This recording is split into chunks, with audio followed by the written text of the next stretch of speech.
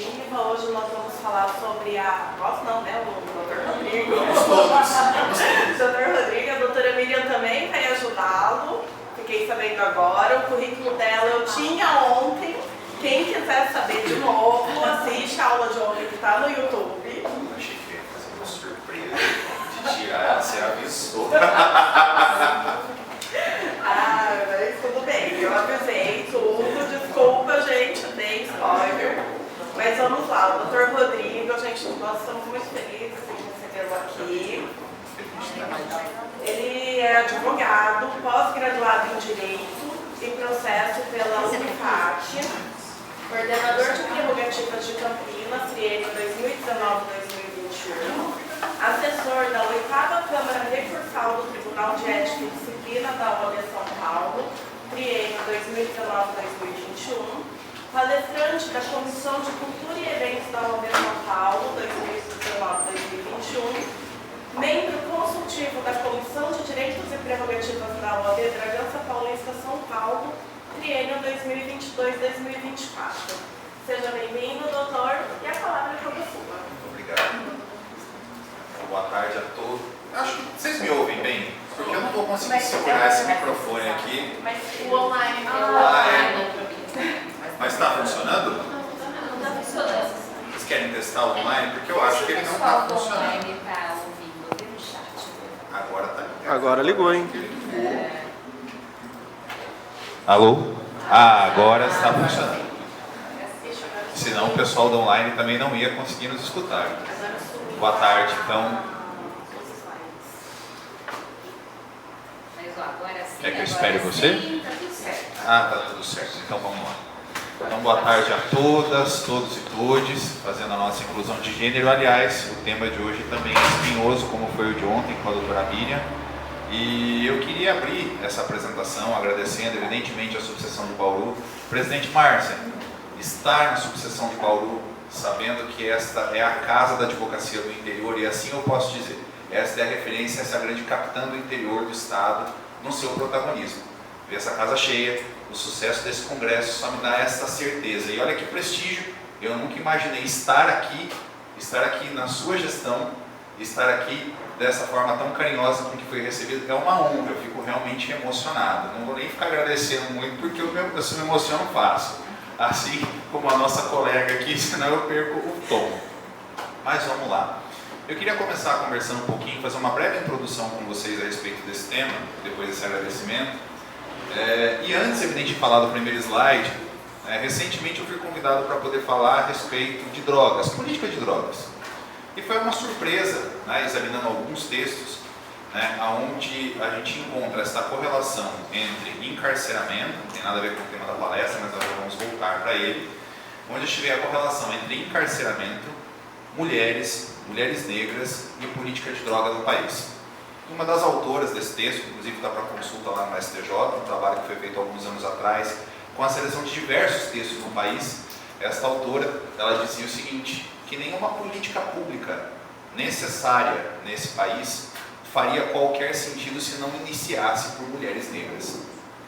Que tudo nesse país a se consertar deveria se iniciar pela base, iniciar por mulheres que são maioria e iniciar por mulheres negras, que são a base da construção da nossa sociedade.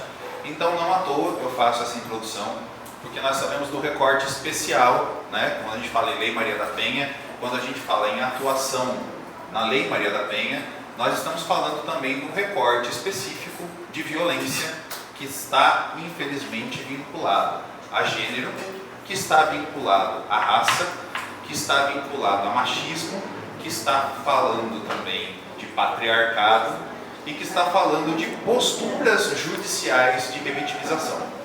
Portanto, é importante que quem pretenda advogar nessa área tenha essa consciência de que não vai enfrentar apenas os pedidos necessários à proteção desta vítima.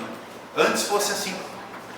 Antes nós pudéssemos advogar nessa área como nós advogamos com liberdade, por exemplo, quando a gente vai pedir o aviso prévio indenizado numa reclamação trabalhista. Quando a gente pede liminar de tutela antecipada para poder liberar o fundo de garantia do funcionário dispensado que tem a prova da dispensa dele. Aqui não. Aqui o advogado se reveste e a advogada se reveste numa condição absolutamente especial de ter que, mesmo diante da violação do direito da sua cliente, ainda enfrentar todo um processo extremamente complicado, que com toda certeza vai impedir de alcançar o sucesso dessas medidas em sua maioria. Então, por isso que a gente vai, né, dar esse sentimento, essa sensação, e eu abro aqui pedindo, evidentemente, para a doutora Miriam me acompanhar, vir aqui do meu lado. Miriam, essa apresentação ela foi criada, né, essa nossa apresentação é um projeto em conjunto com a doutora Miriam, e quando eu recebi esse convite eu não sabia que ela poderia ficar até o dia de hoje. E eu falei, Miriam, ela falou assim, vou estar na primeira fileira para poder te assistir. Eu falei assim, imagina, você vem comigo fazer o que você faz sempre. Então, por favor, Miriam, com toda a honra que eu possa ter aqui, ó, me acompanhe aqui nas suas sempre considerações relevantíssimas a respeito desse tema. Boa noite, boa tarde, gente. Eu meio pego de surpresa, então estou meio agitada. Mas assim que é bom, né? Quebrar todos os protocolos. Transformar isso, se possível, num grandíssimo bate-papo para que a gente possa estar interagindo com vocês. A intenção é essa. A gente queria começar falando sobre o protocolo para julgamento com perspectiva de gênero. Toda vez que a gente pensa que a gente não está andando um caminho suficiente, que a gente não está chegando a lugar algum quando a gente fala de discussão de gênero, e falar de discussão de gênero, principalmente num momento politizado que nem esse, Miriam, você sabe, isso tem uma consequência quase que político-partidária a nos associar a determinados discursos. É fato, a advocacia não está aqui a serviço da política partidária. A advocacia tem pautas, a sociedade tem pautas próprias. O advogado que não enxerga a violação das pautas de direitos humanos, certamente já não está qualificado a fazer trabalho algum, quanto mais esse, especialista. E aí a gente encontra, né, este protocolo para julgamento do CNJ. Eu recomendo a todas as colegas e os colegas que façam uma profunda leitura, porque é um documento extenso. Ele certamente desafiaria uma única palestra, podemos pensar nesse assunto, viu? Muito interessante. Audiências de instrução e julgamento e posturas do advogado perante o protocolo sob perspectiva de gênero. E lá o CNJ vai pautar condutas dos magistrados, condutas dentro do ambiente judicial ao tratamento das questões de gênero. Como que eu trato a vítima, como que eu trato a advogada mulher, e dentre outras, todas as orientações possíveis dentro desse ambiente. E esse documento é surpreendente. Esse documento é surpreendente. Eu imagino que é um ganho de cidadania fantástico. E imagino que se a gente não tiver conhecimento dele, certamente as advogadas passam por processo de revitimização em audiência de violência, não é isso, doutoras?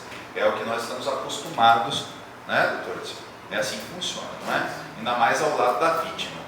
Até porque nós homens, e eu falo isso, disse isso ontem na minha palestra, e torna a dizer, nós homens brancos temos privilégios, porque a gente fala e as pessoas nos escutam. Infelizmente é assim que ainda funciona. Mas as mulheres não são ouvidas, em momento nenhum. Então esse protocolo de perspectiva de gênero, ele reposiciona a forma de tratamento da Lei Maria da Penha, aplicável em todos os casos de violência contra a mulher.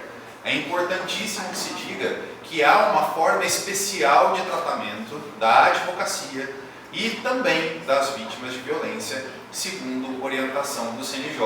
Exijam isso porque nós vivemos num ambiente machista.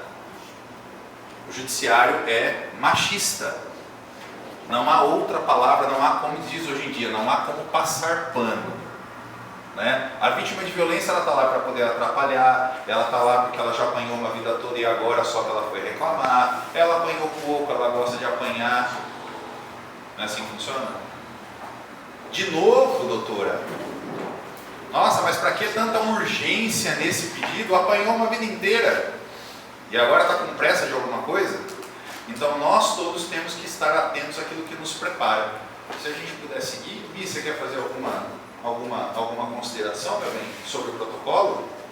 Eu vou fazer uma pequena consideração, na verdade, que assim, uma coisa que nós temos que ter em mente, que quando nós falamos a respeito dessa questão do protocolo, não é uma faculdade, tá? Isso é uma obrigatoriedade. O CNJ vem e reconhece todo um sistema de justiça, enquanto todas essas questões estruturais que o Rodrigo, históricas e culturais, que o Rodrigo trouxe, que nós, infelizmente, fomos totalmente baseados, tivemos toda a nossa construção e constituição do nosso sistema de justiça baseado nesse sistema, que é machista, que é preconceituoso, que faz, sim, infelizmente, distinção e não dá efetividade ao mesmo tipo de acesso de justiça para todos. Que, infelizmente, há aí, ou pelo menos até então existe, né, esse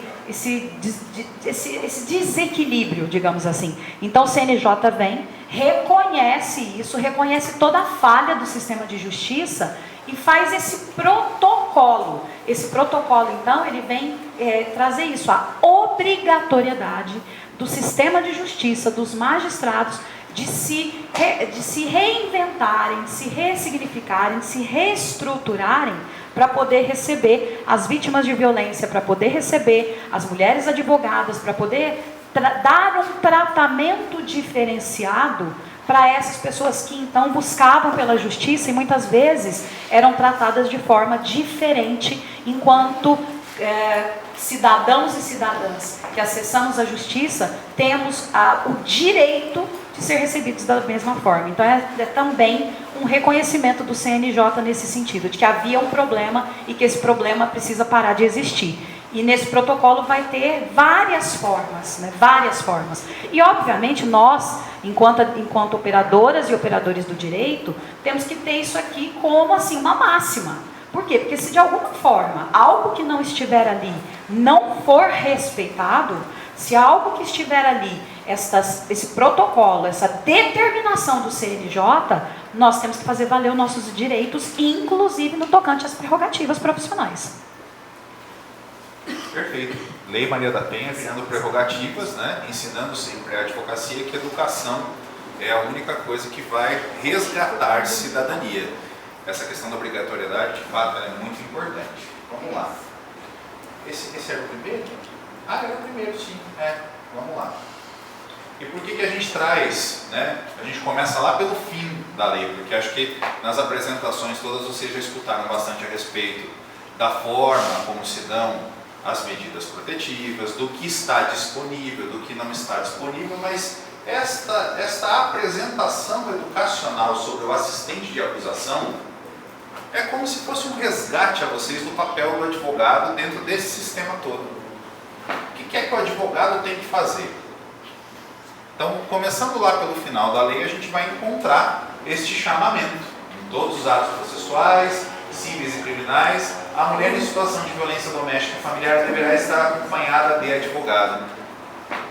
É essencial, é direito da mulher, é garantia à cidadã e ao cidadão que ela esteja acompanhada de advogado.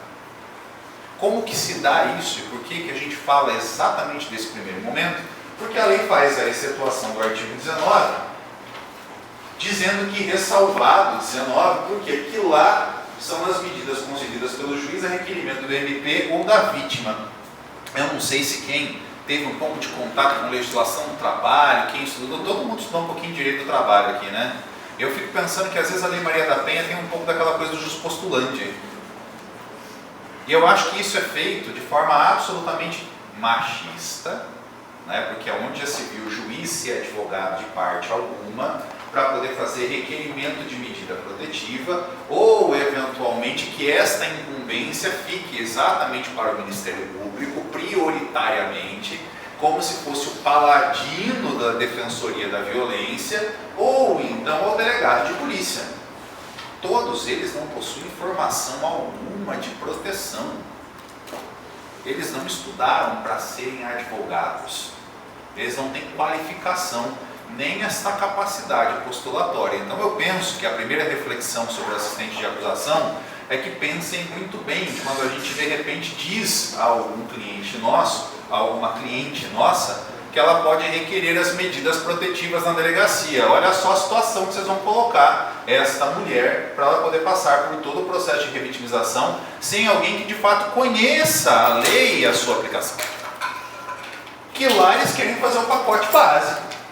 Quanto menos possível, e todo mundo que conhece a Lei Maria da Penha fala a respeito de medida protetiva, comparando apenas a quê? O que a gente escuta quando a gente fala de medida de Lei Maria da Penha? É afastamento do lar. Vocês já escutaram falar dos outros todos? Provavelmente em curso, provavelmente em capacitação, provavelmente em outros ambientes, mas ninguém, inclusive, discute a natureza jurídica das outras medidas que foram dispostas a vocês para a proteção da vítima. O afastamento, o recolhimento da arma, os próprios alimentos, a guarda, o afastamento do lar não tem natureza cível. Não é aquela outra modalidade da ação que também está prevista na Lei Maria da Penha. Esta está ali junto com o pacote criminal da lei. E se não for requerida, se estas medidas todas não forem sopesadas à conveniência, não forem avaliadas as provas, vocês acham que o delegado de polícia vai ficar fazendo petição inicial para poder justificar para o juiz, numa bela justificativa, olha, faça afastamento do lar, peça alimentos, sequestro de bem, guarda dos filhos, ocultação de endereço? Isso é sonho. E eu acho que esta é uma fatia, não só do mercado, porque eu não gosto de pensar no nosso trabalho, no trabalho de advogado, pensar nesse trabalho aqui só do ponto de vista financeiro é uma coisa que me irrita um pouco, até porque o que a gente faz tem zero de financeiro nisso, né? Inclusive a defesa do trabalho institucional não é nada remunerado. Mas eu gosto de saber que a advocacia empoderada coloca barreiras para a continuidade da violência. O nosso papel dentro desse sistema, dessa lei tão importante, é criar uma barreira para que ela se banalize, para que do ponto de vista educacional a gente possa avançar. E aí, todas as outras, nós vamos ver ao longo deste caminho desta lei, que não é tão longa dentro dos seus 40 artigos, que a necessidade da presença do advogado é conclamada o tempo todo. E vocês certamente já escutaram por quê. Porque esta lei foi criada por mulheres, foi escrita por mulheres, porque ela é uma lei educativa, porque ela não é uma lei punitiva, porque ela é uma lei que empresta valor social a todos nós. É uma lei que considera que essa violência ocorre no âmbito familiar e essas relações são relações muito complexas. Não é alguém que invade a casa para poder cometer um estupro. A gente está falando de estupro marital. A gente está falando de alguém dentro do ambiente familiar. Com aquela mulher tem filhos, ela tem relações inclusive familiares com outros ambientes da própria família, que fazem com que este processo de denúncia, que esse processo de violência, ele seja absolutamente desgastante e que ele seja absolutamente impossível de se denunciar. Há uma estrutura às mulheres para que elas não denunciem. As que chegam até a porta da denúncia pela Lei Maria da Penha, as que vão se socorrer da advocacia, da delegacia ou de qualquer lugar especializado para sua defesa, tenham certeza, estas já passaram do limite de suportar qualquer coisa. E aqui a gente vê no artigo 28 que é garantido a toda mulher em situação de violência doméstica e familiar acesso aos serviços da Defensoria e da Assistência Judiciária gratuita. Aqui tem Defensoria Pública? Aqui é Defensoria Pública. Não gosto da Defensoria Pública, evidentemente é nada contra os advogados públicos. Não se trata de uma crítica, se trata de um atendimento humanizado. Quanto mais humanizado seja, quanto mais em atenção ao bem, ouvir, que é aquilo que a gente costuma dizer que é o que é mais importante, ouvir as pessoas, ouvir suas queixas e entender os problemas. Enfim, para as cidades... Doutora? Não ouve? Não atende? Então vamos lá para a novidade, então, vamos chegar no que essa aqui é boa. Bom, a Lei Maria da Penha conclama, mesmo sem a estrutura, porque vocês já perceberam que nós somos bons de lei, A gente escreve lei que é uma beleza, agora cumprir é uma sociedade que é uma caca em todos os sentidos, A gente é machista, a gente é racista, a gente é homofóbico, a gente é tudo de ruim, mas aí a gente escreve uma lei dizendo que aquilo que a gente faz corriqueiramente não pode fazer mais. Não, você faz, na lei está proibido, a lei é bonita, vocês não podem fazer mais. E é claro que a Lei Maria da Penha traz uma série de dispositivos que conclamam à sociedade as medidas de proteção inclusive a assistência do advogado, a assistência judiciária gratuita, defensoria pública, mas isso acontece, de fato. Então ali a gente dá uma olhadinha também no artigo 8º, falando de uma integração operacional, né? Sai de lá do fim da lei, volta para o começo, a dizer que a política pública que visa coibir a violência doméstica e familiar far-se-á por meio de um conjunto articulado de ações da União, dos Estados, do Distrito Federal, dos municípios e de ações não governamentais. Integração operacional do Poder Judiciário, do Ministério Público e da Defensoria Pública, com as áreas de segurança, assistência social, saúde, educação, trabalho e habitação. Bom, é evidente, a Lei Maria da Penha ela fala que a mulher precisa ser acolhida, habitação. A Lei Maria da Penha fala que a mulher tem que passar por todos os processos de saúde, inclusive para a colheita das provas. Precisa de integração. Mas ela precisa do quê? Além do juiz, do promotor e do delegado. Ela precisa da advocacia. E vocês concordam comigo que normalmente mulher vítima de violência negra, periférica, não tem dinheiro para pagar advogado? Temos que colocar o dedo na ferida. A impressão de que dá quando a gente fala com o assistente de acusação, Miriam, é aquele advogado que vai aparecer com a toga, né, que vai chegar lindamente fazendo um discurso, e é claro que isso não vai acontecer porque a realidade não é essa. Quantos daqui saem das suas casas e está corretíssimo não fazer isso sem ser remunerado? Dá para sair por aí atendendo todo mundo? Não. Então qual que é o sistema alternativo numa lei que é protetiva? O valor social dessa lei ela é diferente de quem está executando um cheque.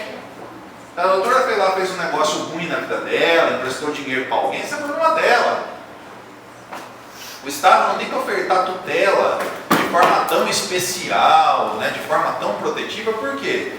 As pessoas são capazes, elas tinham patrimônio, elas tinham qualidade, condição de escolher se iam dispor ou não. Essa lei, ela é uma lei social. Ela é uma lei de proteção social. E por que a advocacia não entra nessa lei? Por que a gente não fura essa barreira? Esse aqui para o próximo para deixar a Miriam falar. E aí a gente tem as regras de convênio da OAB e da Defensoria. Bom, a Defensoria, não sei como funciona exatamente aqui em Bauru, mas a Defensoria não atende mulheres vítimas de violência. Essa é a premissa. Não fazer esse trabalho.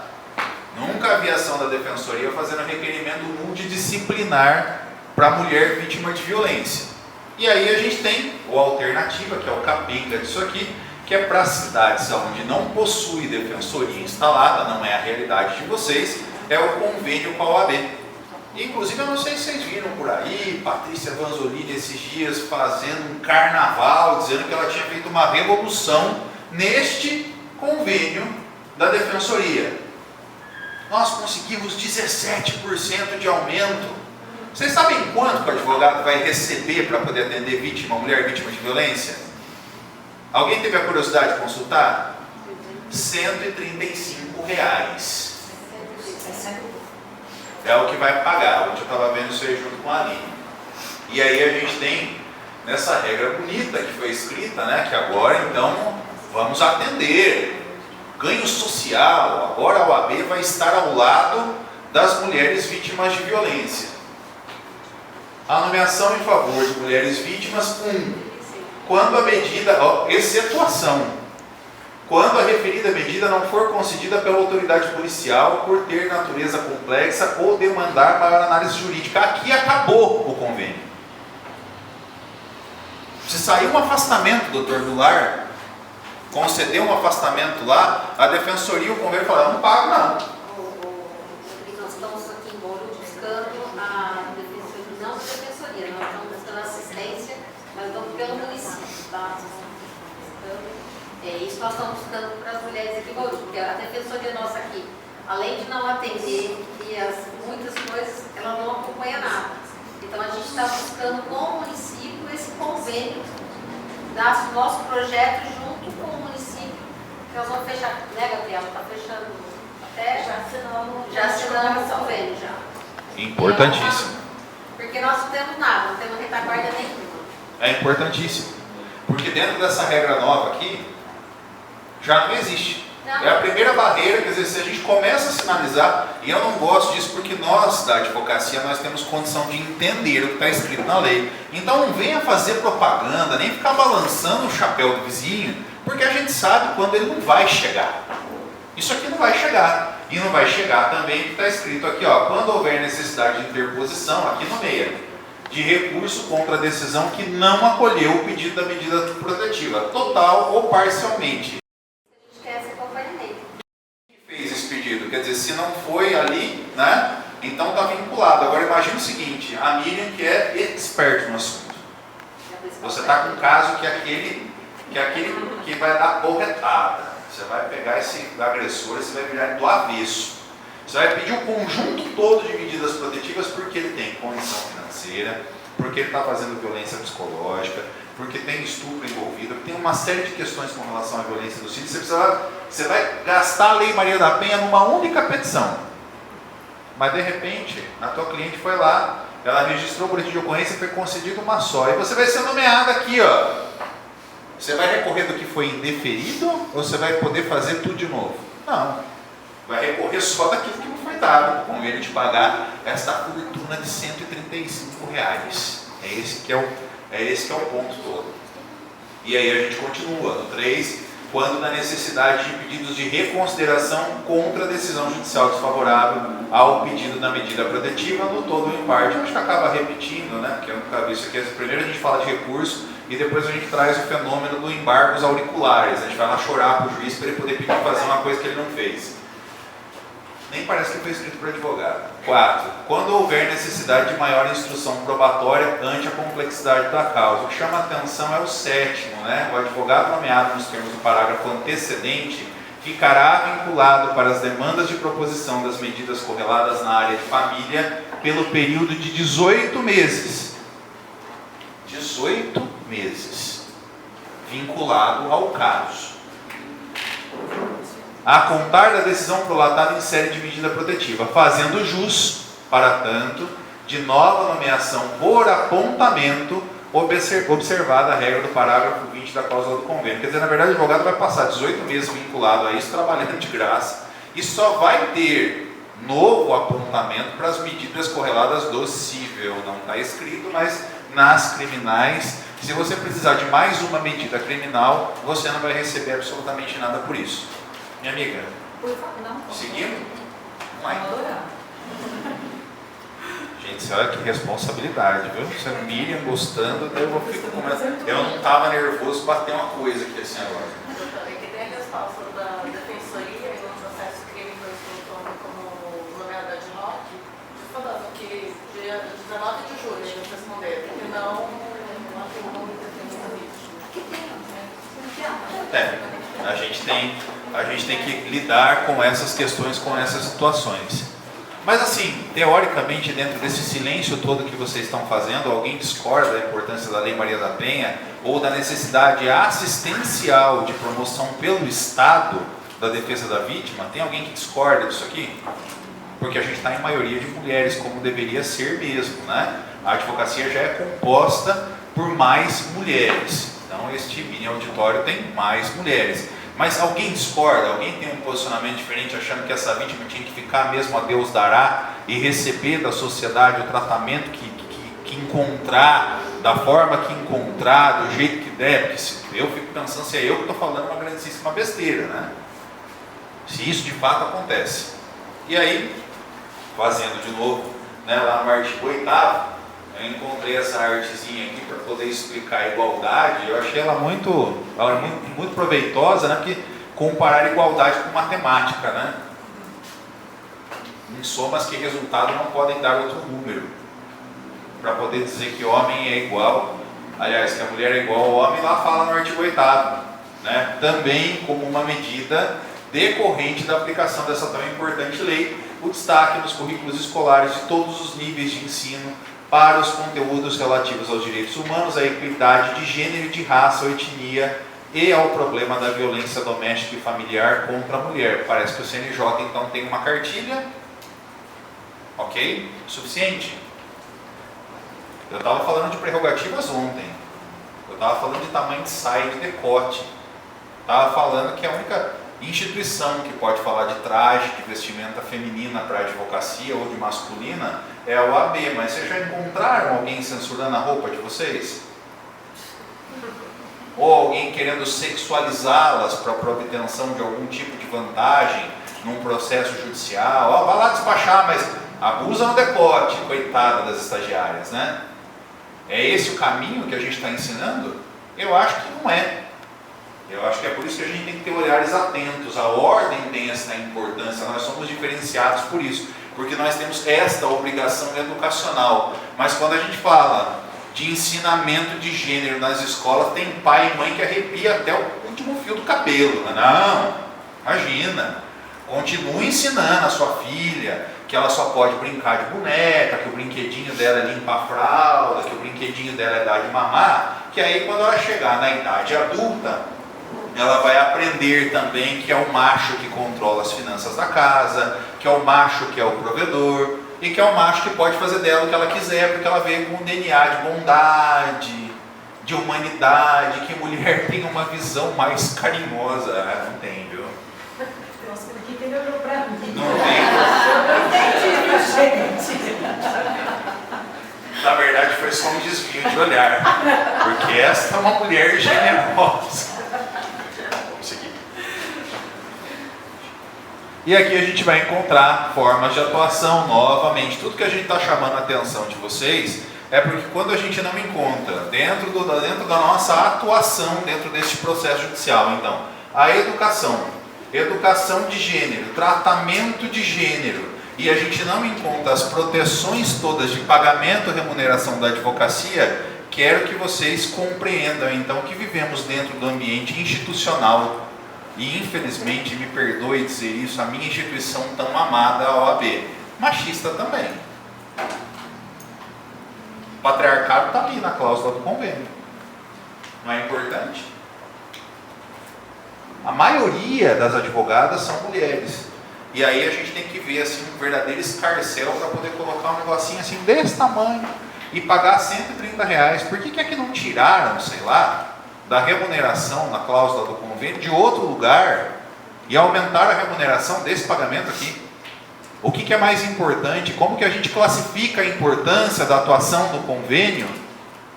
A gente tem nomeação até para inventário, pagando mais. E aí, chegamos ali, né, no artigo 9º, para poder falar, né, dentre as regras todas que novamente conclamam a presença do advogado. Vejam, a lei vai estar o tempo todo falando que a gente tem que estar lá. Mas vocês já perceberam que eu estou dizendo para vocês que a gente nunca está lá. Que o assistente de acusação nunca vai fazer o serviço dele, porque o serviço do assistente de acusação na Lei Maria da Penha é sui generis, não é o criminal que a galera está acostumada a conhecer, que veio depois da denúncia. A atuação por crime, por fato determinado, já delimitado pela denúncia. Aqui a gente está falando de um crime em formação, que normalmente, às vezes, ele não está nem completo. Ele vai continuar acontecendo enquanto a medida protetiva está em andamento. E é ali que a gente deveria estar. E aí a gente encontra, né, nas regras, o juiz assegurará a mulher em situação de violência doméstica. E quando eu falo juiz assegurará, eu morro de medo, né? Porque o juiz assegurar o quê? Não é advogado de ninguém.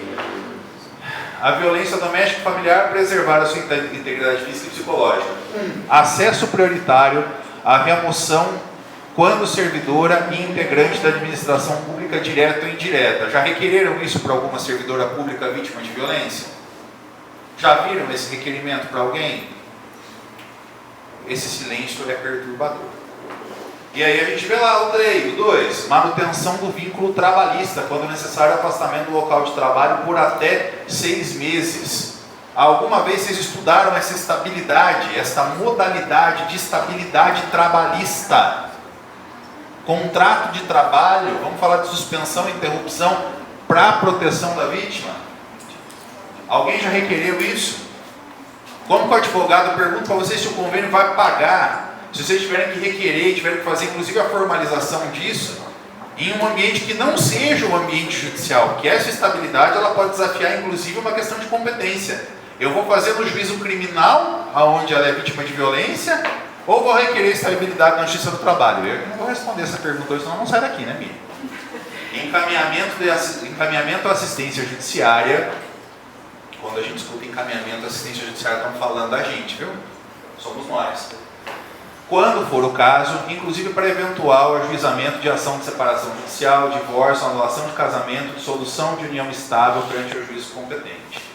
Tá, essa aqui é a parte civil, tranquilo, encaminhar, a gente não está lá mesmo, né? Não é a parte criminal. Aquele que, por ação ou omissão, causar lesão, violência física, sexual ou psicológica e dano moral ao patrimônio de mulher, fica obrigado a ressarcir todos os danos causados. Alguém já ouviu falar em ação de ressarcimento de danos por violência?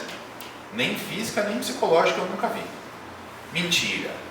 Uma vez eu vi uma ação civil lá da minha cidade de Piracaia, com a advogada, ganhou, viu? Eu achei que ela fosse perder, ela ganhou 20 mil de indenização. Ela conseguiu. Uma única vez eu escutei isso. Trabalho da advocacia. Ah, doutor, o que isso tem a ver com assistente de acusação? Eu quero acusar o réu. Bom, fico imaginando que a partir do momento que você recebe a procuração para dar suporte, olha onde é que vocês estão pisando. Vocês não estão, na análise da competência do que deve ser feito, não vai ficar só o pacote básico de dizer a respeito do único crime que a gente está tratando. Pode ser que a gente tenha um arcabouço todo de coisas para poder fazer. E aí vai falar do ressarcimento, inclusive ressarcir o Sistema Único de Saúde. Eu nunca vi um agressor pagar pelo atendimento da vítima no SUS. Alguém já escutou isso? Eu nunca escutei, mas eu também nunca escutei, sabe o que? A gente está falando eu nunca escutei, eu nunca vi. Eu quero chamar a vocês para perguntar, alguma vez vocês requereram isso em favor de alguém? Porque a mulher é espancada lá e ela gastou certamente o esparadrapo, a gás, a hora do médico. É só pedir para poder oficiar lá, pela tabela do SUS, quanto custou aquele atendimento, fazer parte do processo criminal. Alguém já ouviu falar disso? O INSS está movimentando bastante. O INSS está movimentando bastante ação de um tempo para cá, em razão das pensões por morte em caso de feminicídio. Então o INSS está já com essa pegada aí de um tempo para cá.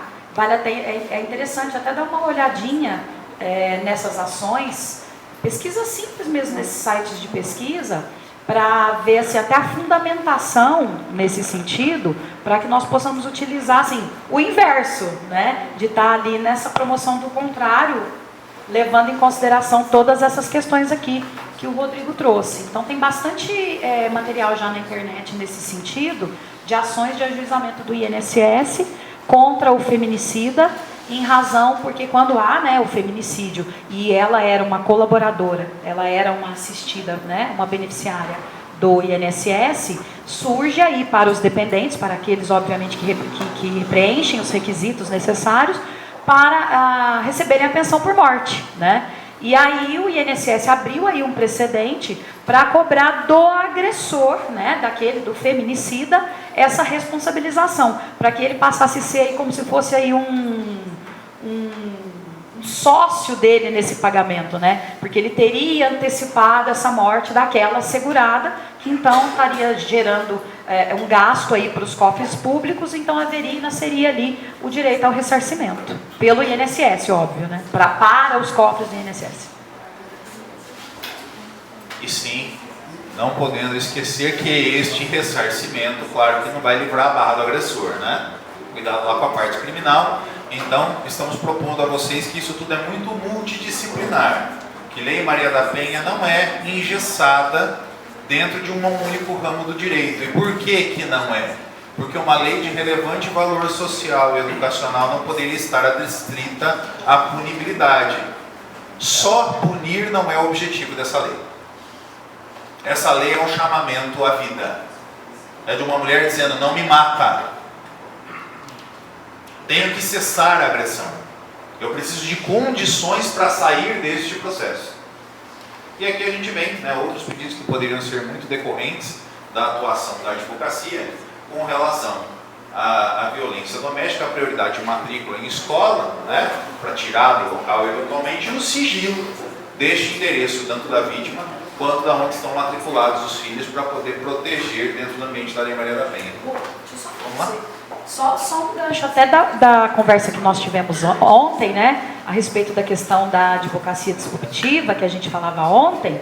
Lá, logo no início, quando a gente conversamos um pouquinho a respeito ontem do artigo 9º, se vocês verificarem ali, ó, ele fala o seguinte: a assistência à mulher em situação de violência doméstica e familiar será prestada de forma articulada e conforme os princípios, é aqui que eu queria atentar e voltar um pouquinho naquela conversa que nós tivemos ontem a respeito um pouco desse artigo, inclusive. Princípios e as diretrizes previstas onde? Que é o que nós falamos ontem a respeito de associar, de sair só da esfera civil, só da esfera criminal, até enquanto assistentes de acusação, né? Para poder olhar o quê? Esses princípios e essas diretrizes que vão nortear o quê? O famoso LOAS lá, que é a nossa Lei Orgânica da Assistência Social. Dá uma olhada também lá nas diretrizes e todas as questões relacionadas às legislações do SUS. Está lá, ali o SUS, Sistema Único de Saúde. Nós temos lá também possibilidades de dar maior proteção a essa vítima. Eu não preciso me ater só ao que está lá na legislação civil e criminal. Eu tenho todo um arcabouço, tenho todas umas questões ali, inclusive relacionadas de ordem até administrativa, que foram criadas pelo LOAS, pelo SUAS, pelo SUS, pelo próprio SUSP ali do Sistema Único de Segurança Pública, para poder brincar ali em algum momento, ou chamar algum tipo de benefício, ou mesmo até fornecer alguma coisa enquanto assistente de acusação, dentro desses princípios e diretrizes. Então, assim, quis fazer só esse link com um pouquinho que nós conversamos ontem, da possibilidade, inclusive, de trazer outras legislações, outras portarias, outras regulamentações, para poder incrementar, inclusive, o nosso trabalho, as nossas legislações, enfim, as nossas petições. Sempre preciso. Vamos seguir? Preocupado com esse horário só, né? A gente começou a falar e eu vou me empolgando, né? Então, lá no artigo 10, até que horas? A pergunta. Uma coisa importante falar aqui, não esquecer assim, do artigo. Porque tem toda uma questão que o pessoal questiona muito, havia toda uma discussão dessa responsabilização do agressor de ressarcir o SUS em relação a isso. Então, qual era o questionamento? Se de alguma forma eu não estou atingindo, inclusive, o patrimônio daquela que está em situação de vulnerabilidade, da agredida, né? Então, assim, há dentro, inclusive, já pacificado toda uma discussão, já há decisões, inclusive, do STF, no sentido de que eu não vou, em hipótese alguma, chegar ao patrimônio dessa mulher. Esta parte está preservada. E se de alguma forma eu estiver acessando o patrimônio desse agressor e tiver de alguma forma deixando de prestar assistência a essa vítima, ela tem ordem de preferência, que é uma outra coisa que deve constar também nos nossos pedidos e nas nossas petições. Exigir essa questão dos recebimentos da ordem de preferência e de que o patrimônio dela, a cota parte, seja preservada, porque ela tem essa ordem de preferência em relação a todas as outras pessoas, SUS, seja lá quem for, que estiver pedindo esse ressarcimento. Acho interessante, inclusive, essa proposição, né? Porque a gente está falando de mulheres negras periféricas, a gente está falando de um recorte social absolutamente pobre, né? Não tem outra palavra para isso, e a gente não vai conseguir eventualmente fazer isso aqui. A gente não consegue nem punir quem está acima, o que acontece, né? A gente sabe que acontece, que violência não escolhe, infelizmente ela não escolhe classe social, mas a maioria dos casos dentro dessa condição. E a gente não vê a advocacia se movimentar em torno desses dispositivos. O 10 é importante na minha visão, né, trazer isso para vocês, porque novamente vai falar que a mulher vítima de violência, ela tem direito, né, a atendimento policial e pericial especializado, ininterrupto, e prestados por servidores preferencialmente do sexo feminino, previamente capacitados. A gente volta na cartilha do CNJ, porque a gente está falando aqui, né, o artigo 10, ele vem fazer um ensinamento para não revitimização. O resumo dele é esse: não revitimizar essa vítima. Então tudo que a gente falou no início, a gente não pode falar para ela, pô, põe apanhou a vida toda, agora vem de novo aqui tormentar a nossa vida. É assim que a polícia vai fazer com ela e, né, dentre as garantias que estão previstas, que nós devemos exigir o cumprimento, porque elas não serão cumpridas em nenhum ambiente policial, infelizmente, né? A garantia de que em nenhuma hipótese a mulher em situação vítima de violência, ela terá contato direto com o investigado ou suspeito. Não será inquirida sucessivamente. Alguém já ouviu falar de audiência de conciliação em delegacia? Alguém já escutou isso aí? Já ouviu? Marca o depoimento da vítima para as 9 da manhã. O agressor às 9h30. E normalmente tem um advogado lá. Mas pelo agressor.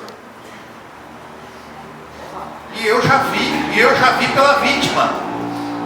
E não achar estranho. E sabe do agendamento. Mas tem um outro caso super especial também. Eu não tenho nada contrário à religião de ninguém. Até porque eu gosto de todas. Algumas partes. Uma de cada um pouco daqui, um pouco dali. Né? Porque se falar que tudo serve, eu não posso nem fazer o meu trabalho. Se eu acreditar em tudo que me dizem de forma cega, daí vai começar a ficar complicado. Eu já questiono tudo mesmo. Então um pouco de cada um. Mas o que fazia? Né? O que acontece muito? Lá na minha cidade, o delegado ele fazia audiência de conciliação porque ele orava para a vítima, não para o agressor. Não era para o agressor parar de bater, não. Era para a vítima parar de reclamar. E perdoar. E voltar para casa.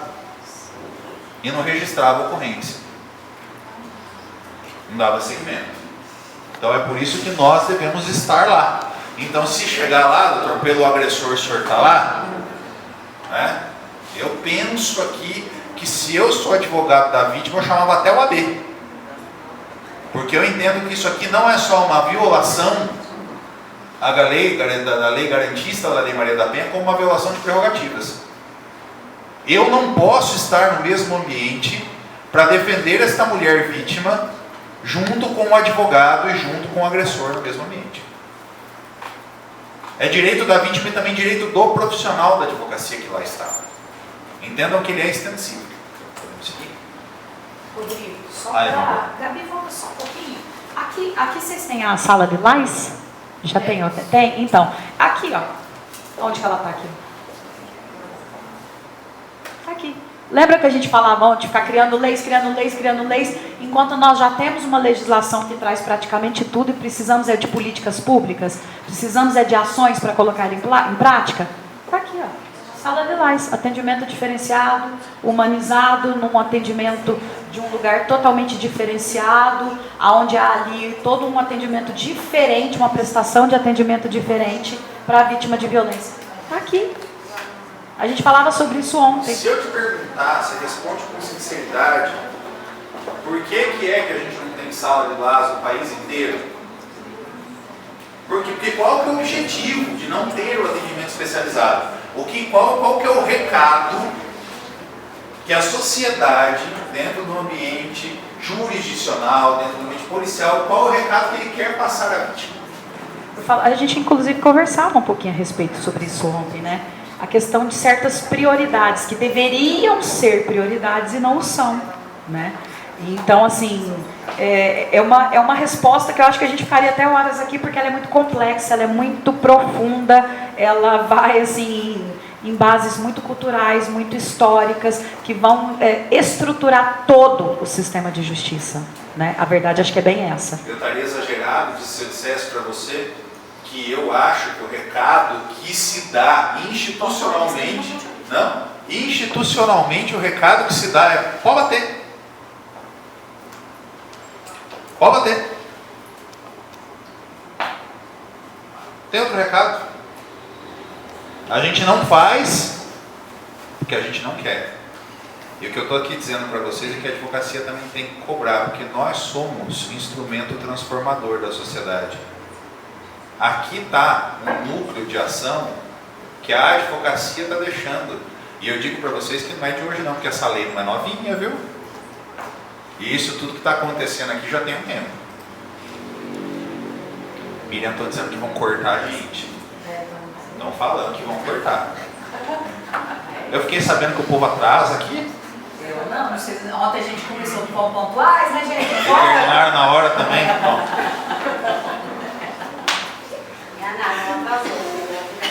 Bom, dentre todas as proteções, o 11 ele vai continuar com recados para a advocacia do que ela deve fazer. A garantir a proteção policial quando necessário, mas a gente lê, quando garantir a proteção policial, a gente acha que a vítima entra na delegacia, muito do raciocínio jurídico da Lei Maria da Penha passa pela nossa própria ignorância na forma de pensar. Porque advogado requer. Advogado não sai fazendo as coisas, dando tapa em ninguém. Concorda?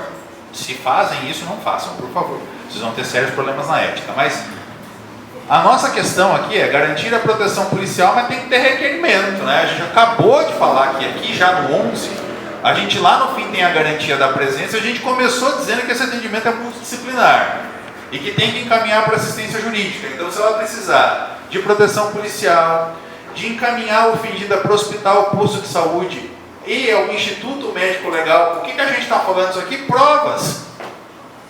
Qual prova? É só do olho roxo? Antes fosse, né? Você fala uma coisa que me deixa assim, sempre muito perturbado. Estava contando uma história uma vez em uma das apresentações que eu ouvi você fazendo, dizendo que tinha uma vítima de violência que ela chegava a provocar a agressão só para poder parar com aquela sensação de tormento da expectativa de apanhar.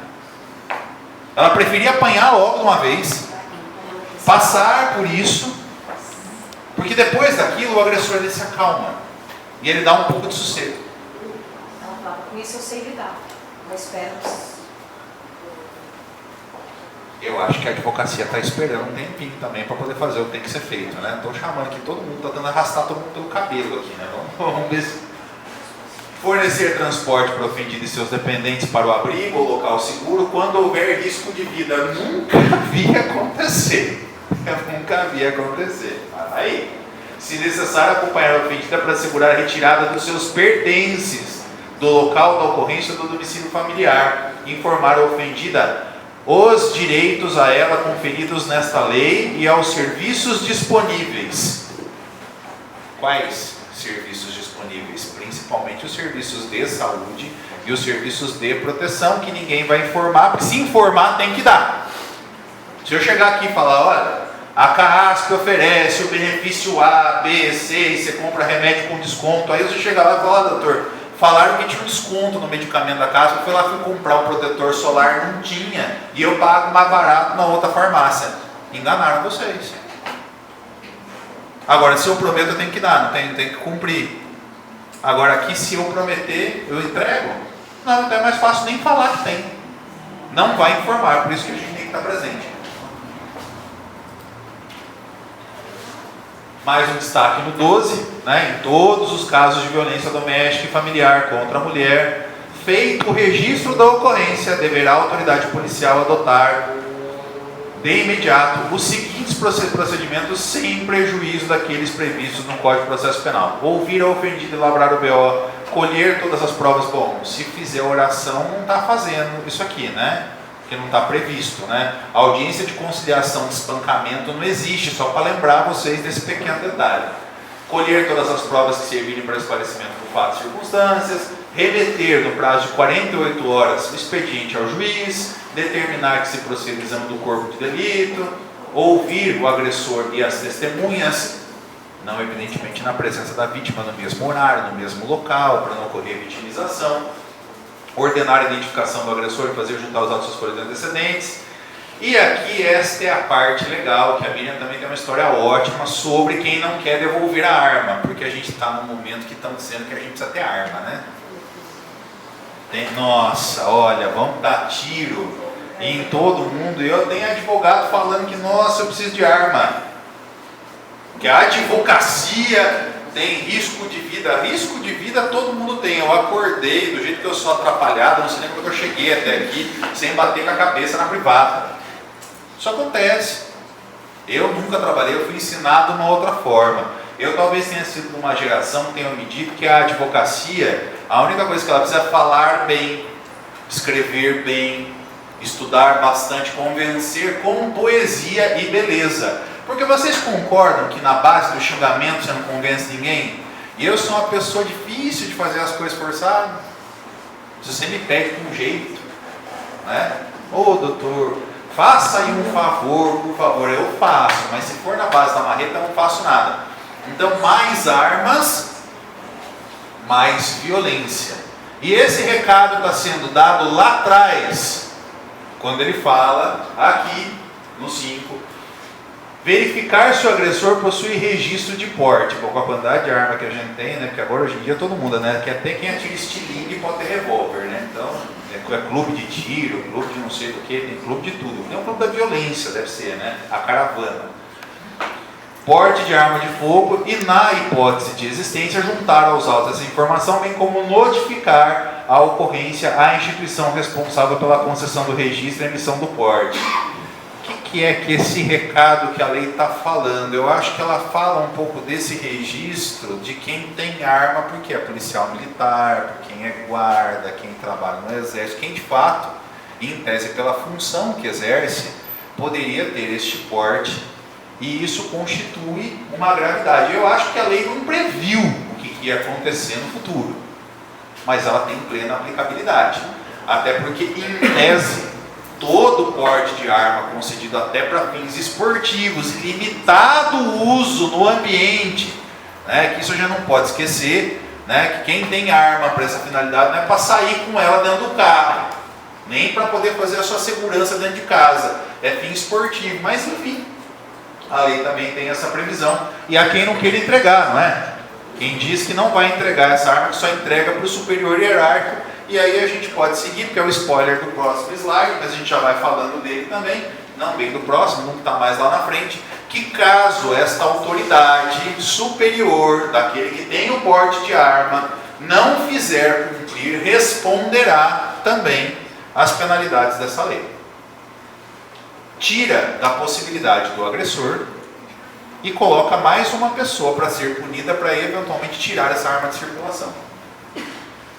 Aqui, para poder fazer uma breve colocação a vocês com relação aos juizados de violência doméstica e familiar contra a mulher. Aqui tem um anexo, né, para poder desafiar a competência para as ações, a propositura das ações cíveis. Eu gosto muito só de fazer esta divisão, que é o que a gente falou lá no comecinho, independentemente do juízo, distância que a gente está, localidade, que se a gente tem uma comarca muito maior, eu percebi aqui que Bauru, desde a hora que eu cheguei, vocês são estruturadíssimos com absolutamente tudo, e tem uma ordem protagonista, e conversei um pouco com a doutora Silvia e vi os movimentos todos em torno de proteção das mulheres. É um trabalho incansável, doutor, porque essas coisas elas não saem assim, elas dependem de voluntariado.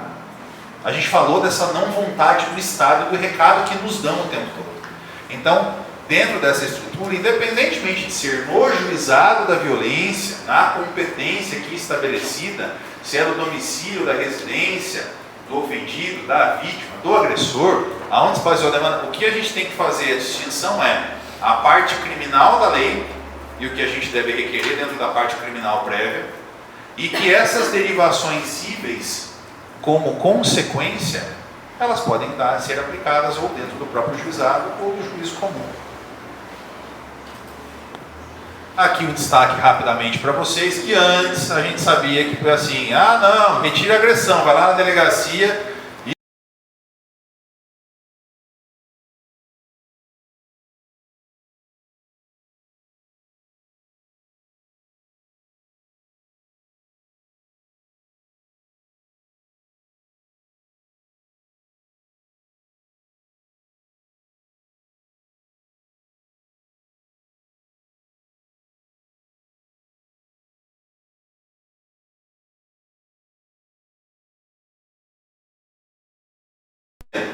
A mulher que não recebeu atendimento especializado, que não recebeu todas as garantias protetivas dessa lei, ela tem condição de fazer essa renúncia?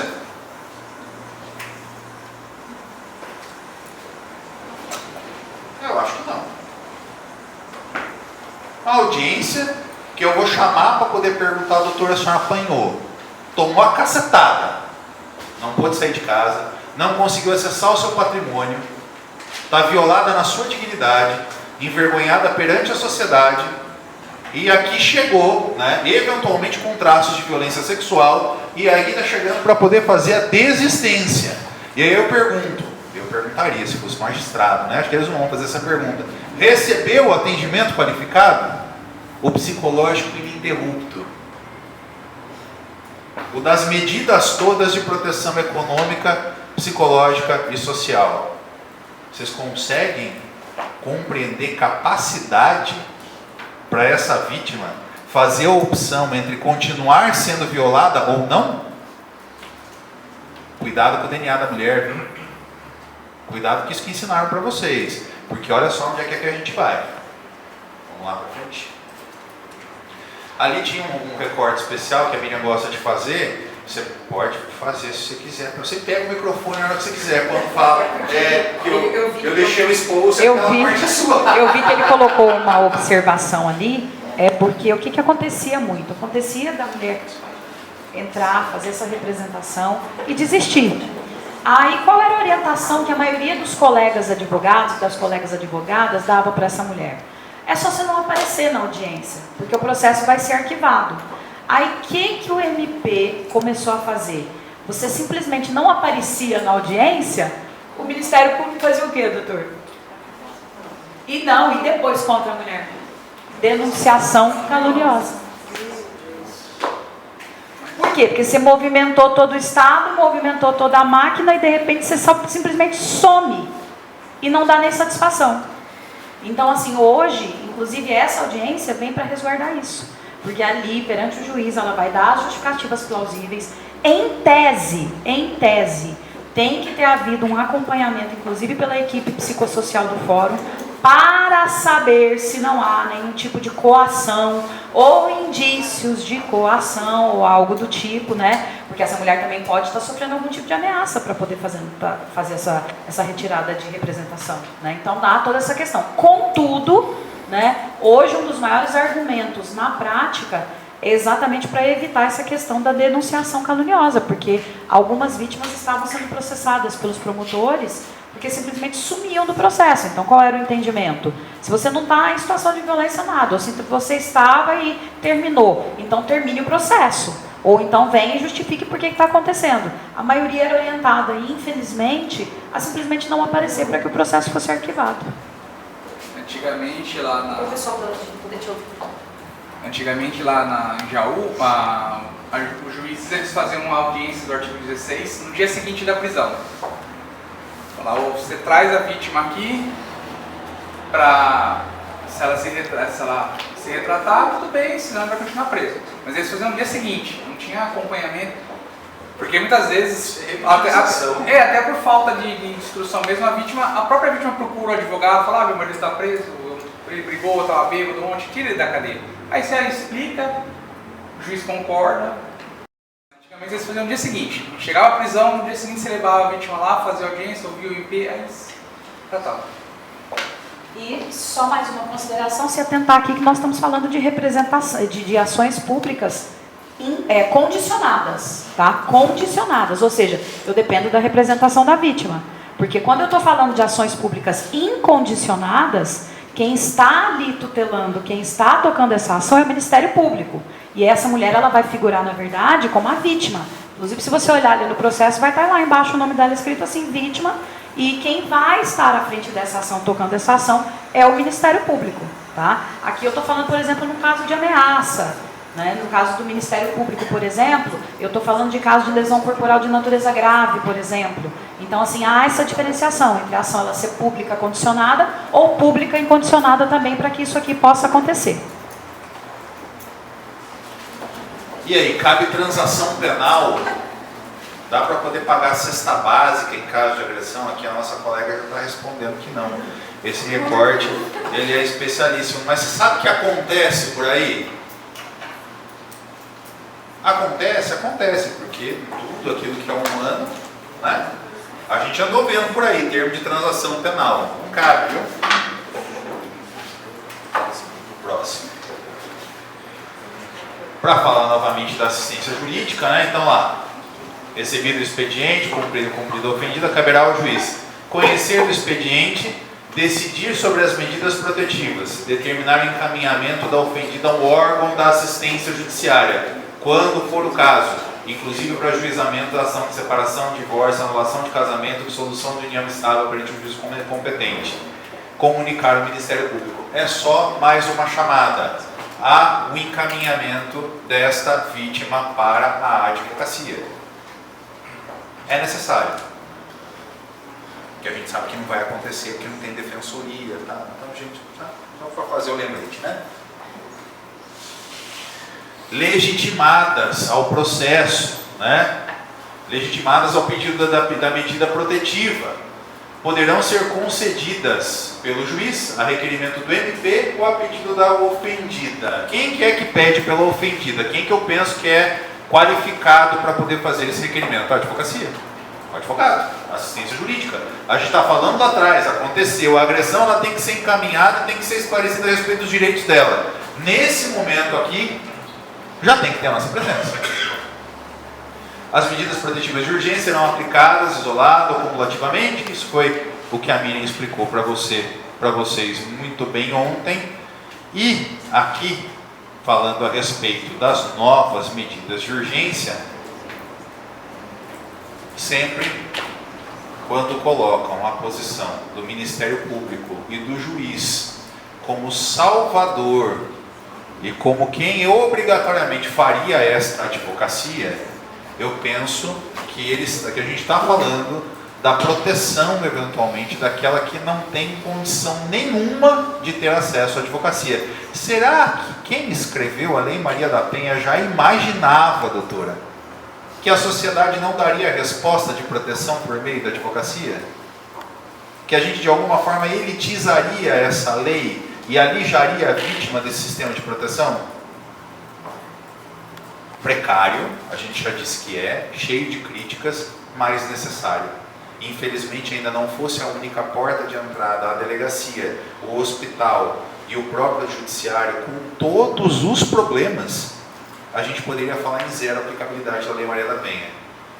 Nós ainda tropeçamos muito nesse ponto.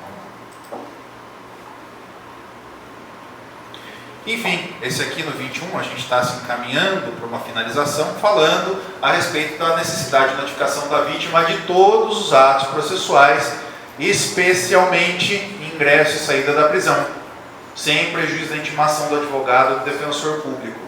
A ofendida não poderá entregar intimação ou notificação do agressor. Já viram isso? Então, sem comentários, né? Não dá nem para falar a respeito de ensinamento disso, totalmente contrário ao procedimento. É claro, se a gente está falando em afastamento da condição, você imagina a própria vítima levando a carta para o agressor de intimação para a delegacia. Acho que a carta da surra, né? Só pode ser. A arma de fogo a gente já falou, a gente pode passar, que esse era aquele mesmo slide. Falei que eu ia dar um spoiler por conta do horário. Olha só, tem 5 minutos ainda da prorrogação. Tá que nem jogo de futebol. No começo as protetivas começaram a aumentar e a gente nota que as autoridades até, assim, não é preguiça, elas começou a ter um volume de trabalho maior, então elas pregavam que as protetivas tinham aumentado porque estavam usando o judiciário para tirarem os maridos de casa de forma mais rápida. Não era porque as mulheres estavam sendo ameaçadas. Até isso a gente chegou a escutar. Então eu acho assim, as protetivas, elas foram, aumentaram, tendo em vista a violência, e agora que as nossas delegacias, que as autoridades estão vendo a necessidade com tanto feminicídio.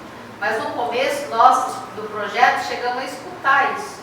Entendeu? As protetivas vieram para fazer com que os maridos fossem tirados dos lares com mais rapidez do que no civil, né? Então estão sendo usados. Então eu falo assim, que precisou ter tanto feminicídio para eles escutarem isso, entendeu? Eu acho que temos que ver que as protetivas têm que ser cada vez mais usadas e as mulheres têm que fazer valer esses protetivos, né? E hoje serem mais respeitados. Por isso nós vamos trazer a Miriam para nos fazer as protetivas, né? Mas é determinada, né? Eu acho que a resposta, doutora, para isso tudo é que assim, nós sempre costumamos dizer que o povo brasileiro, ele não é um povo racista, não é? Não, racista não. Homofóbico, imagina. Eu tenho até um amigo homossexual, para. Nós não. E nós também não somos machistas. É que a gente é da família de bem. A família de bem que bate na mulher. Tradicional, conservadora, que coloca a mulher nessa posição. Então a resposta está aí, porque a gente falou da pandemia, né, quando morria aí 1.500, 1.600, 1.800, até 2.000 pessoas por dia. Mas a gente tem 1.300 estupros por dia, ninguém fala nada. Tem política pública para isso. Estava em Campinas, lá a presidente da Comissão da Mulher Advogada fazendo um colóquio numa conversa, eu saio na rua mesmo, e se alguém mexer comigo, eu faço um xingamento, fez lá o gesto com o dedo. Eu falei, doutora, toma cuidado, porque eu acho bonito o empoderamento, a força da mulher, esportista, lutadora, a qual é mais forte, e se ele quiser ele vai pegar. A gente ainda vive nesse contexto. Eu acho que a gente pode avançar, porque se está com relação aos efeitos das medidas, tinha lá exatamente a mesma coisa. Bom, essa novidade é que descumprir Lei Maria da Penha virou crime, então dentro de uma lei educacional, dentro de uma lei que fala a respeito dessa oportunidade da vítima de se manter viva, a gente tem uma pena de detenção de 3 meses a 2 anos para quem descumprir decisão judicial a respeito da Lei Maria da Penha. É um crime importante, né? Você está lá sofrendo todo tipo de violência, né? E você descumpre a medida, então olha o que pode acontecer, né? Olha que coisa grave que acontece. No máximo 2 anos de reclusão.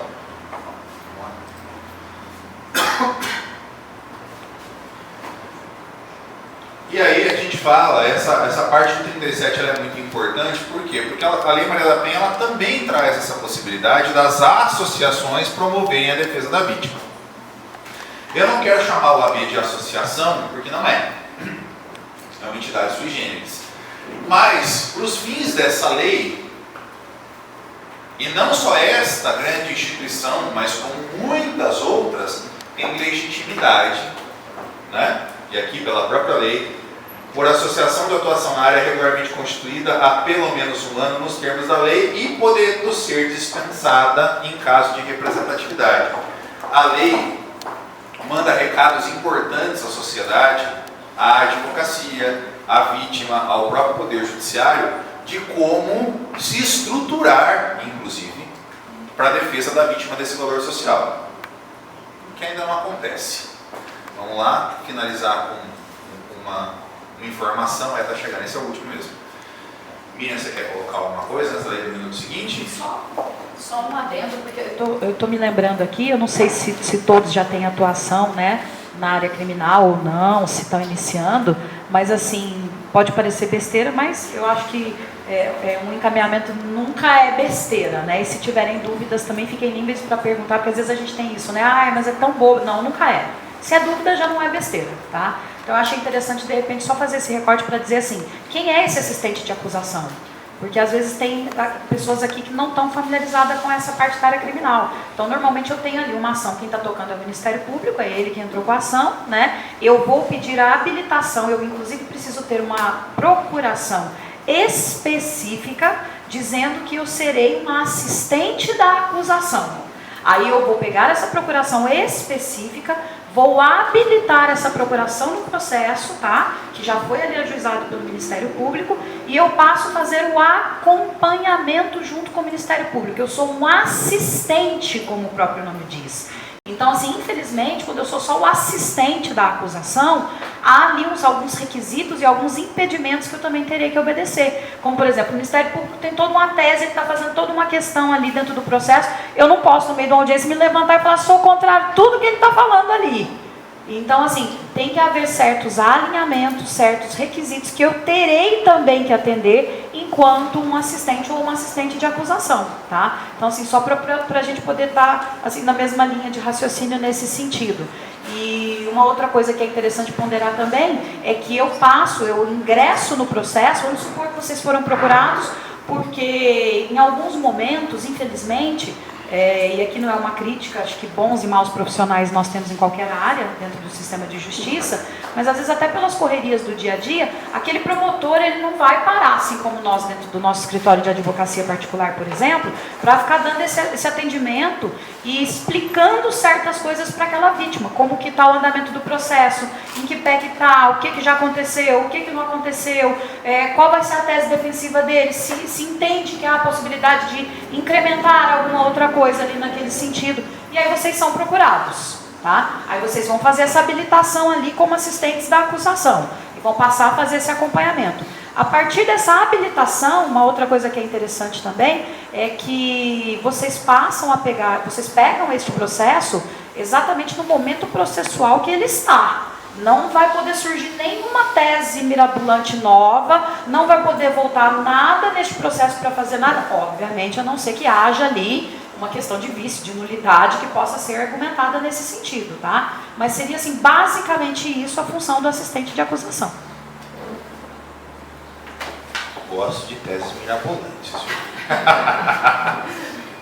A lei do minuto seguinte, eu acho que ela tem essa conjugação importante para a Lei Maria da Penha, porque é uma lei pouquíssimo divulgada, né? As pessoas, na verdade, elas não têm também com essa lei. A Lei Maria da Penha todo mundo conhece, lei do minuto seguinte a maioria não conhece, e ela vai falar no conceito do artigo 2º o que ela considera como violência sexual. Considera-se violência sexual para os efeitos dessa lei qualquer forma de atividade sexual não consentida.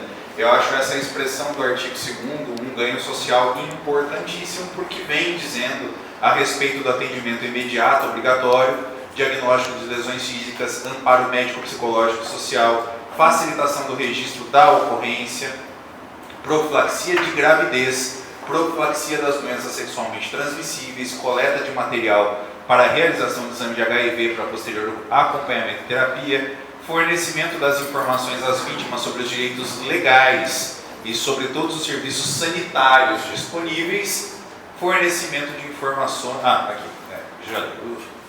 No parágrafo 2º, no tratamento das lesões, caberá ao médico preservar materiais que possam ser coletados no exame médico legal.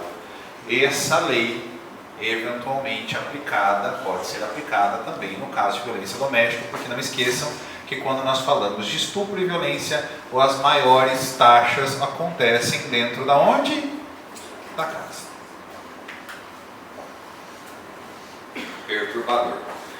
Eu vou finalizar, né? Tem um videozinho para poder passar, que é uma imagem inspiradora, é uma imagem absolutamente feminista, tomara que rode, tomara que tenha um som, mas mais ou menos naquilo que eu disse a vocês. Essa índia é uma índia pajé, né? Eu me deparei com essa declaração dela, né, na internet, achei relevantíssima, porque eu penso que nós todos, né, nós da advocacia, como eu já disse, quando recebemos carteira de advogada, de advogado, nós temos essa como arma de defesa social. A nossa fala, a nossa escrita, a nossa forma de convencimento, e a gente não entra atirando dentro de espaço de poder para poder conseguir medida liminar, para poder conseguir sentença de procedência. E eu acho que nem é compatível com tudo aqui que a gente conversou hoje, a respeito da posição do assistente, da posição da advocacia, do que deve ou não, do que pode ou não requerer, mas dentro dos valores todos sociais, a gente está a dizer em alto e bom som que é a advocacia transformadora da sociedade. Então escutem, né, uma índia que não é advogada, mas que assume essa posição de nos ensinar a respeito do que é importante nos tempos de hoje. Se passa, essa aí. Só apertar em cima. Passa o som. E não pode mais lutar com arma, para alguém te ouvir. A tua arma é a tua voz. A tua arma é teu amor. A tua arma é a tua humildade, a tua paciência. Essa arma que destrói, sabe, ela não constrói. Sabe, nada vem, ela só serve para destruir. Ninguém mais tem medo. Ninguém pode morrer, mas você não muda. Então a gente precisa lutar com outras armas, usar novas estratégias. Né? E essa estratégia desse novo tempo, essa arma, é a nossa voz, as nossas alianças. Advocacia de Bauru, a esses que me acompanharam, Miriam, que é minha companheira de vida, aqui quem que ficou incumbida de cuidar de mim, doutora Silvia, que me recebeu desde ontem, né? Eu tenho aqui esse momento final de gratidão a dizer a vocês da emoção que estar nessa casa do interior, nesta importante sede da Ordem dos Advogados do Brasil, nesta que é tão capitã do interior e que mostra a sua relevância no Estado sem nenhuma subordinação, sem nenhum tipo de restrição, sem nenhum acanhamento. Nós temos uma estratégia, eu, a Miriam, a doutora Silvia, a presidente Márcia, e é isso que nós estamos aqui a dizer para vocês. Usem a voz de vocês, tenham a capacidade de se indignar com as coisas. É só isso. Obrigado.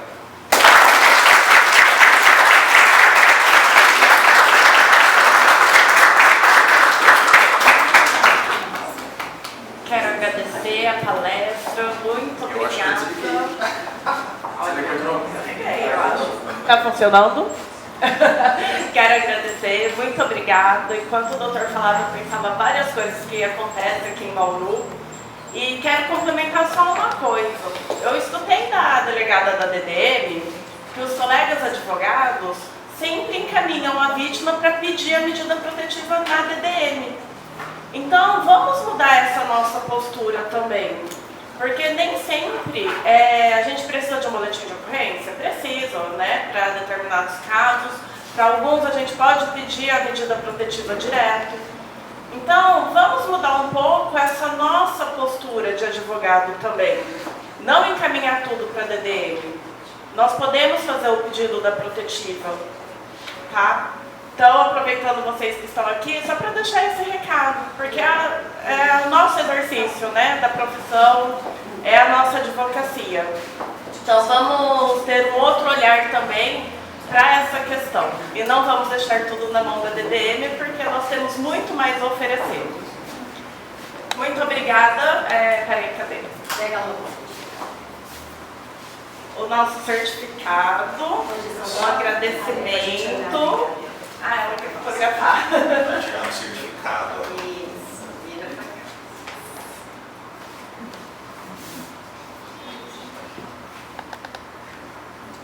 Depois eu escrevo aqui o seu nome junto e tiro o xerox.